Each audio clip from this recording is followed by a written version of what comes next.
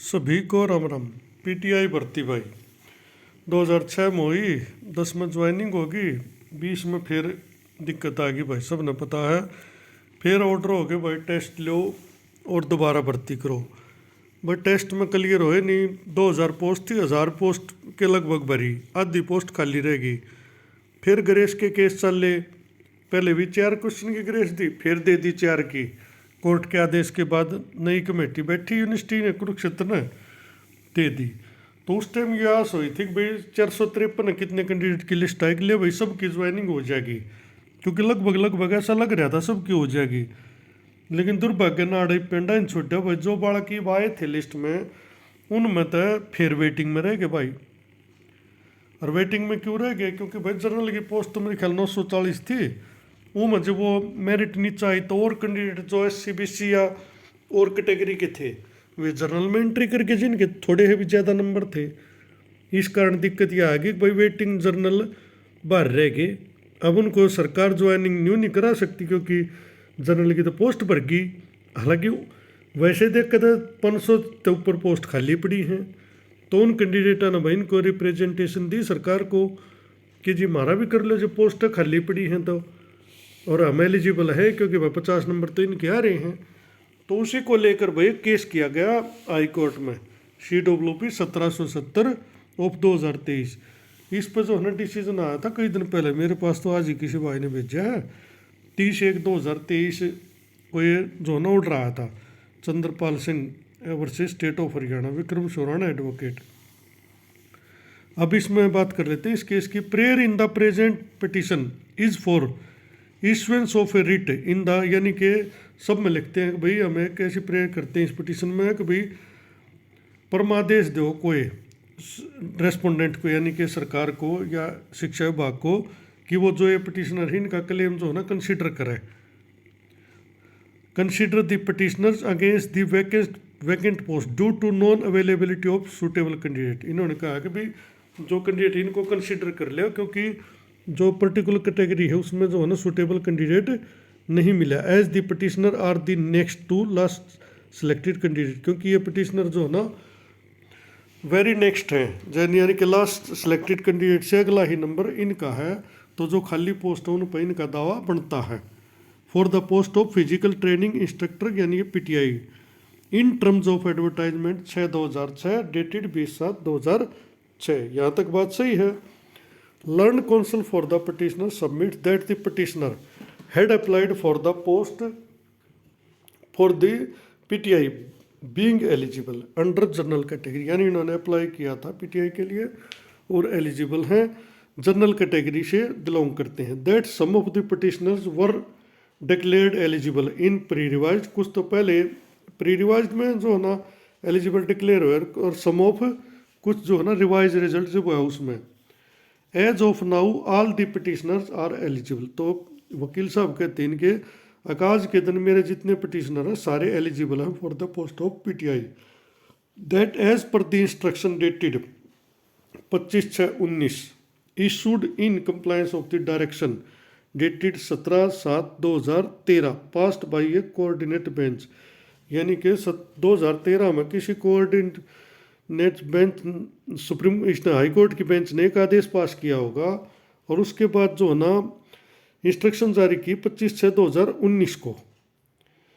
That क्या थी वो? All the vacancies in respect of group C and D falling vacant for any reason. उसमें क्या था, अभी ग्रुप C और D की कोई भी वैकेंसी जो कि वैकेंट रह जाती है कोई भी किसी भी कारण, for any reason including due to resignation और डेथ, चाहे उसमें किसी ने रिजाइन दे दिया हो, न्यूली सिलेक्टेड ने ज्वाइन करके, या उसकी डेथ होगी हो, of newly selected candidate appointed incumbents during the period of validity of the waiting list, यानी कि जब तक 1 साल का इसका पीरियड होता है वेटिंग लिस्ट का, जब तक 1 साल के अंदर किसी के साथ कोई मिस हैपनिंग हो जाती है या कोई ज्वाइन नहीं करता है, तो जो वेटिंग वाले को उसकी जगह जो है ना ज्वाइन करवा दिया जाता है। ये ऑर्डर पीछे आए भी थे, पढ़ा तो मैंने भी था, तो उसी को इसमें जो है ना आधार बना गया है।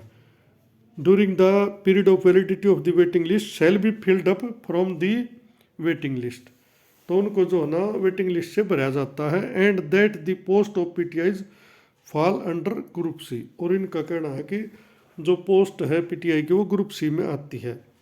अब learn council for the petitioner further इससे आगे कहते हैं that the petitioner have submitted a representation dated 16/12/2022, कि जो पिटिशनर है इन्होंने एक जो है ना रिप्रेजेंटेशन एप्लीकेशन है कंसर्न जो रेस्पोंडेंट है यानी कि शिक्षा विभाग उसको 16 दिसंबर को दी भी है। And the petitioners will be satisfied, जो पिटिशनर है वो संतुष्ट होंगे if their representation is decided, अगर उनकी रिप्रेजेंटेशन पर कोई डिसीजन लिया जाए रेस्पोंडेंट नंबर 2 द्वारा as per the instruction dated 25/6/19 को जो इंस्ट्रक्शन है उनके अनुसार अगर कोई डिसीजन लिया जाए उनकी रिप्रेजेंटेशन पर तो वो बहुत अच्छा महसूस करेंगे, अपने आप को संतुष्ट होंगे। विद इन ए स्टिपुलेटेड यानी कोई एक टाइम बिंग पार्ट यानी कि कोई टाइम बाउंड हो जाए उसके अंदर नोटिस ऑफ मोशन हो गया भाई सुनवाई के लिए on the asking of court learn state counsel ने जो ना नोटिस ले लिया behalf of respondent state in view of the above, इस सब को देखते हुए the present petition is dispose of, जो प्रेजेंट केस है डिस्पोज ऑफ कर दिया जाता है with direction to respondent number 2, respondent number 2 को जो है एक डायरेक्शन दी जाती है डायरेक्टर एलिमेंट्री एजुकेशन हरियाणा को to decide the representation dated 16/12/2022, जो रिप्रेजेंटेशन थी 16 तारीख को उसको जो है डिसाइड करे, और any fresh representation of the petitioner, या ये पिटिशनर अब कोई फ्रेश आपको रिप्रेजेंटेशन देवे उसको if so advised filed with in 15 days from today, अगर आज से 15 दिन के अंदर ये कोई नई एप्लीकेशन देते हैं तो उस पर डिसीजन लो, नहीं देते हैं तो 16/12 वाली पर लो। The same be decided within a period of 8 weeks, जो ना 8 हफ्ते यानी कि 2 महीने के अंदर दी same be decided with in a period of 8 weeks therefore, यानी 2 महीने के अंदर आपको इस पर कोई ना कोई डिसीजन लेना है। ये सरकार को शिक्षा विभाग को डायरेक्शन जारी कर दी है हाई कोर्ट ने भी।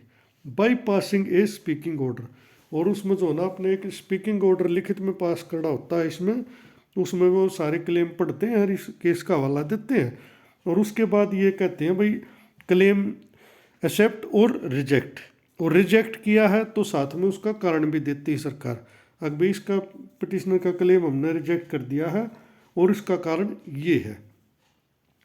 Speaking order in view of the instruction dated 25/6/19, और यही ऑर्डर किया कि जो इन्होंने आधार बनाया है 25/6/19 की जो इंस्ट्रक्शन है उनके आधार पर आप जो है ना कोई स्पीकिंग ऑर्डर पास करो कि भाई विभाग इन पर क्या निर्णय लेता है। और नरेश सिंह गिल जज 30/1/2023। तो कुल मिला के बात है भाई दुर्भाग्यपूर्ण सा ये बात थी कि लिस्ट में नाम आ गया था, राज्य भी हो गए थे और खाली पोस्ट पड़ी, देखो किसी का काम भी नहीं आती, कॉमन सी बात से, क्योंकि और किसी की तो इस पर भर्ती होनी नहीं है भाई, पुरानी पोस्ट है ये खाली रह जाएंगी, तो किसी भाई का काम चल जा तो वह अच्छी बात से, ये पुराना तो जो हो लिया सो हो लिया, उनका तो कुछ होता नहीं इसमें, पर पोस्ट खाली रहने में भाई किसी को नुकसान फायदा नहीं है, सबको नुकसान है, बच्चा का भी, स्कूल का भी, कैंडिडेट का भी। बाकी अब देखो 2 महीने का टाइम है भाई, यानी कि ला लो 30 तारीख तक ला लो, और को एप्लीकेशन देंगे तो 15 फरवरी तक ला लो, हो सके ऑर्डर 1-2 दिन पाछा अपलोड होया तो 1-2 दिन का फर्क है, यानी कि अप्रैल तक इसमें कुछ डिसीजन सरकार लेगी। विभाग हो सकता है भाई उसे जो इंस्ट्रक्शन है उसके अनुसार जो है ना भाई इनको मान ले, और हो सकता है भाई ना भी मानना, वो सरकार अपना रूल रेगुलेशन देखेगी, अधिकारी उसमें तय करेंगे। फिलहाल कोर्ट ने सिर्फ ये डायरेक्शन दी है कि आप इसको डिसाइड करो, ये नहीं कहा है कि भाई इनके पक्ष में करो, नहीं, उन्होंने सिर्फ ये कहा है जो इंस्ट्रक्शन इनके अनुसार इनका दावा बनता है तो स्वीकार करो, ना बनता है तो नटो, कुल मिलाकर डिसाइड करो। ये छोटी सी अपडेट थी, बाकी देखते हैं भाई भविष्य में इन भाइयों का क्या बन पाता है।